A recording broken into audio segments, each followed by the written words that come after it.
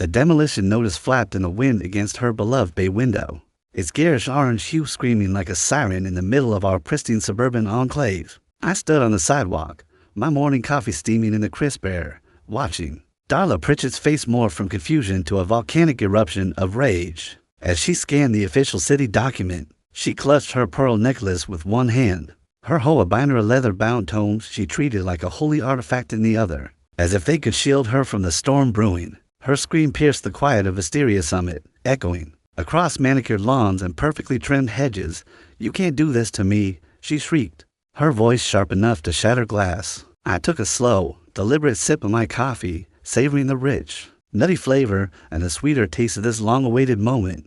"I'm not doing anything, Darla," I said calmly, my voice steady despite the grin tugging at my lips. "The city is turns out. Your precious pool house is sitting on a major drainage easement without a single permit to its name."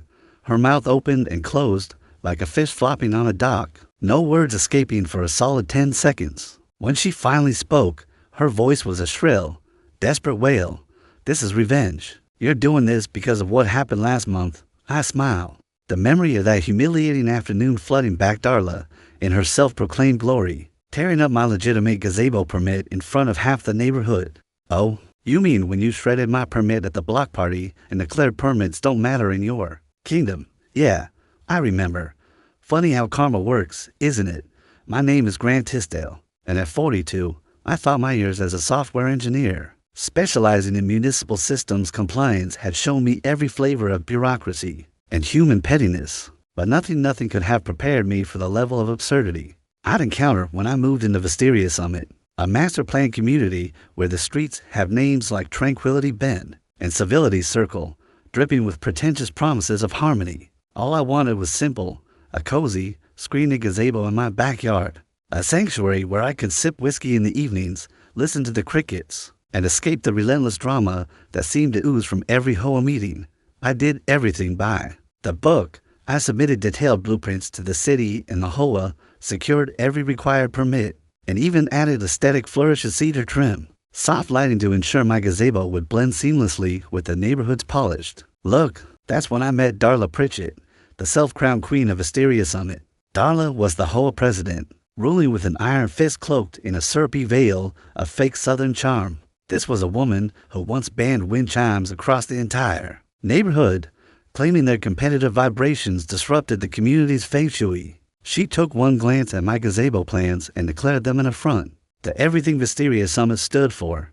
At the whole meeting, she held up my meticulously prepared blueprints like they were evidence of a crime, her voice dripping with disdain. "This structure," she announced, pausing for dramatic effect, "is a clear and present danger to our property values and the visual harmony we've worked so tirelessly to maintain." I stood up, pointing out that I had followed every rule in the HOA handbook and had city permits in hand. She laughed a sharp, mocking cackle that silenced the room.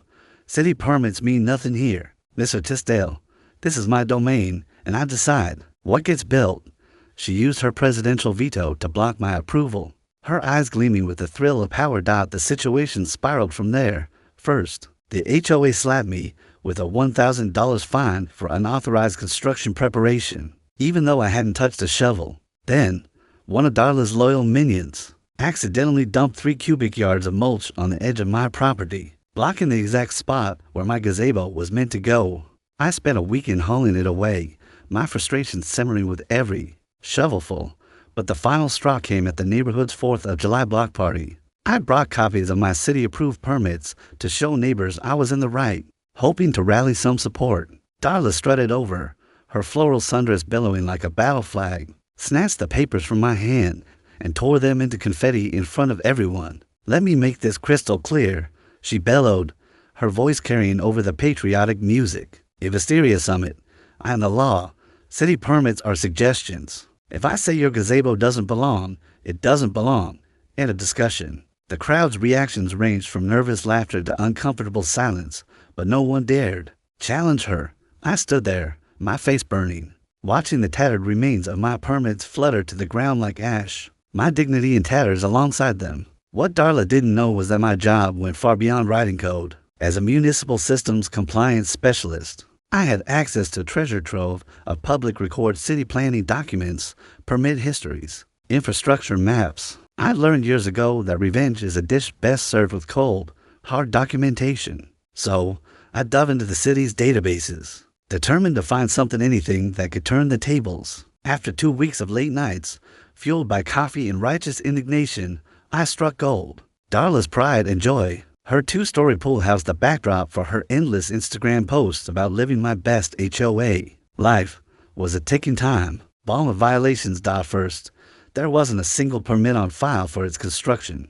Not from the city, not from the county, nothing. Second, and far more damning, the pool house sat smack in the middle of a major stormwater drainage easement, a restricted zone established decades ago to prevent flooding. Building anything there was strictly forbidden, as it could endanger the entire neighborhood. But the real jackpot came when I dug into the contractor records. The company Darla hired had submitted falsified engineering documents, claiming the pool house was 20 feet clear of the easement. Aerial photos, however, told a different story. The structure was dead center on the restricted area, a blatant violation that could cause catastrophic flooding during a heavy storm. Armed with this arsenal of evidence, I filed a formal complaint with the city's Code Enforcement Division. My report was a masterpiece of precision, drone imagery pinpointing the pool house's exact location, copies of the fraudulent documents, risk assessments from licensed surveyors I'd hired out of pocket, and a detailed timeline of Darla's illegal construction. I hit submit and waited, a mix of anticipation and nerves swirling in my gut. The city's response was faster than I dared hope. 3 days later, I was working from home when a fleet of city inspectors rolled up to Darla's house. From my office window, I had a front row seat as they measured, photographed, and documented every inch of her property. Darla burst out of her house in designer workout gear, her arms flailing like a windmill. "This is harassment," she screamed, her voice carrying across the street. The lead inspector, unfazed, handed her a thick envelope and walked away without a word. I could see her hands trembling as she tore it open, her face paling as she read the contents. The inspector's findings triggered a phased compliance review, a fancy term, for the city is about to bring the hammer down. The violations were so severe that no amount of fines or retroactive permits could save the pool house. It had to be demolished, no exceptions. 2 days later, the bright orange demolition notice appeared on Darla's bay window, its bold text outlining her fate: 30 days to remove the structure at her own expense, or the city would do it and bill her for the cost, plus penalties up to $25,000. Darla went into overdrive, her desperation palpable. She hired the most expensive lawyer in town, who took one look at the evidence and dropped her case within 24 hours. Unwilling to touch the losing battle, she tried claiming emotional squatting rights, arguing that the pool house was vital to her mental health, and its removal would cause irreparable psychological harm. The city didn't buy it. She called an emergency HOA meeting, begging the board to intervene. Instead, they voted unanimously to oust her as president and wash their hands of her mess, citing potential liability for the HOA. Watching Darla storm out of that meeting, her face crimson with rage and humiliation, was almost as satisfying as the demolition notice itself.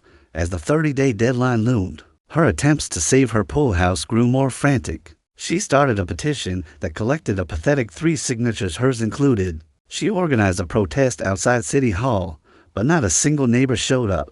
She even cornered me in my driveway one evening, offering $50,000 to withdraw my complaint. "You don't understand," she pleaded, her voice cracking. "This will ruin me." I shrugged, my tone even. "Darla, the city's in charge now. I couldn't stop this even if I wanted to," which, to be clear, I didn't. On July 28th, 3 days before the deadline, I decided to throw what I called a permit party in my newly completed, fully legal, HOA-approved gazebo. I sent out invitations to the entire neighborhood, framing it as a celebration of following proper procedures and respecting the rule of law. To my surprise, the turnout was massive. Apparently, I wasn't the only one who'd suffered under Darla's reign of terror. Neighbors brought potluck dishes, cold beers, and their own tales of her arbitrary fines and ridiculous rules, like the time she fined someone $500 for planting unauthorized petunias. We set up lawn chairs with a perfect view of Darla's backyard, her pool house standing like a doomed monument to her hubris. The atmosphere was festive. almost like a block party, with laughter and shared stories filling the air. The next morning, city officials arrived for the pre-demolition inspection, bearing boxes of donuts to share with the growing crowd of neighbors who'd gathered to watch. Darla made one last, dramatic stand. Lying down in front of the city's truck in a futile attempt to block them, the police were called, and 2 officers gently but firmly escorted her back to her house as she sobbed and shouted about lawsuits. On August 2nd, at 7 a.m. sharp, the demolition crew rolled in. The roar of heavy machinery drowned out Darla's cries. As they reduced her beloved pool house to rubble, she stood on her back deck, tears streaming down her face, alternating between sobbing and hurling empty threats. By noon, nothing remained but a cracked concrete slab and a pile of debris. The city handed her a bill for $30,000 to $1,000 covering demolition costs, disposal fees, and penalties. When she saw the figure, she collapsed into a lawn chair, staring blankly, motionless for over an hour. 3 weeks later, Darla packed up and moved out of Wisteria Summit. She now rents a modest house 3 blocks away in a neighborhood with no HOA, where her only battles are with raccoons rummaging through her trash. The irony isn't lost on anyone who knew her during her tyrannical reign. As for my gazebo, it stands proudly in my backyard, now upgraded with a built-in bar, string lights, and a small brass plaque that reads, "This structure brought to you by due process and proper permits." Every evening, I pour myself a glass of whiskey, settle into my chair, and raise a toast to the power of following the rules, especially when dealing with those who think they're above them. The moral of this story is simple but profound. When you mock someone for doing things the right way, when you tear up their legitimate permits in front of a crowd, when you wield your petty power to make others miserable, you'd better make damn sure your own house is in order. Because sometimes the person you're laughing at has the knowledge, patience, and resources to dig up your own violations. Darla learned this the hard way, staring at a $30,000 to $1,000 bill as her pool house crumbled, her HOA crown snatched away, her reputation in tatters. The last image I have of her is that shell-shocked expression, mouth agape, face drained of color, as she stood on her deck, clutching that demolition notice like it was her own obituary, before slinking away from Wisteria Summit for good.